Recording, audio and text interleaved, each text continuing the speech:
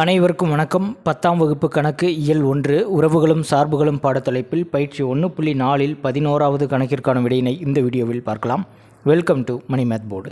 கணக்கு எண் 11 புவியீர்ப்பு விசையின் காரணமாக t வினாடிகளில் ஒரு பொருள் கடக்கும் தூரமானது s of t சமம் 1/2 gt ஸ்கொயர் + at + b என கொடுக்கப்பட்டுள்ளது. இங்கு a, b ஆகியவை மாறிலிகள். g ஆனது புவியீர்ப்பு விசையின் காரணமாக ஏற்படும் முடுக்கம். s of t ஆனது ஒன்றுக்கொன்றான சார்பாகுமா என ஆராய்க.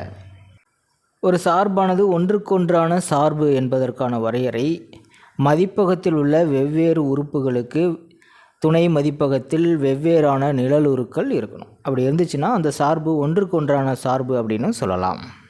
முன்னாடி கணக்குகளில் f அப்படிங்கிற சார்பை f of x அப்படின்னு வரையறை செஞ்சுருப்பாங்க. இந்த கணக்கில் s அப்படிங்கிறது சார்பு s of t = 1/2 gt square + at + b அப்படின்னு வரையறை செஞ்சுருக்காங்க. இதில் a, b ரெண்டுமே கான்ஸ்டன்ட் டேர்ம்ஸ், அதாவது மாறிலிகள்னு சொல்லிட்டாங்க. g அப்படிங்கிறது என்னென்னா புவியீர்ப்பு விசையின் காரணமாக ஏற்படும் முடுக்கம். இதுவும் ஒரு கான்ஸ்டன்ட் நம்பர் தான், 9 பாயிண்ட் சம்திங்கில் வரும். ஸோ g, a, t எல்லாமே கான்ஸ்டன்ட். அப்போ t அப்படிங்கிறதுக்கு பதிலாக நம்ம நம்பர்ஸ் கொடுக்குற மாதிரி இருக்கும். முன்னாடியெல்லாம் f of x = அப்படின்னு வரும்போது x சமம் 0, 1, 2 அப்படின்னு எடுத்துக்கோம் இல்லையா, அந்த மாதிரி இப்போ t அதனுடைய மதிப்புகள் 1, 2, 3 அப்படின்னு பிரதியிட்டு பார்க்கணும். வெவ்வேறு நிழலுருக்கள் கிடைச்சிது அப்படின்னா இந்த சார்பானது ஒன்றுக்கொன்றான சார்பு அப்படின்னு சொல்லிட முடியும். புவியீர்ப்பு விசை காரணமாக t வினாடிகளில் ஒரு பொருள் கடக்கும் தூரம். இப்போ t சமம் 1 அப்படின்னு எடுத்துக்கிட்டோம்னா இப்போ s of 1 சமம் t இருக்கிற இடத்துல 1 அப்படின்னு பிரதியிடணும். 1/2 g t ஸ்கொயர், அதாவது 1 square plus at a × 1 + b. நமக்கு என்ன ஆன்சர் கிடைக்கும்?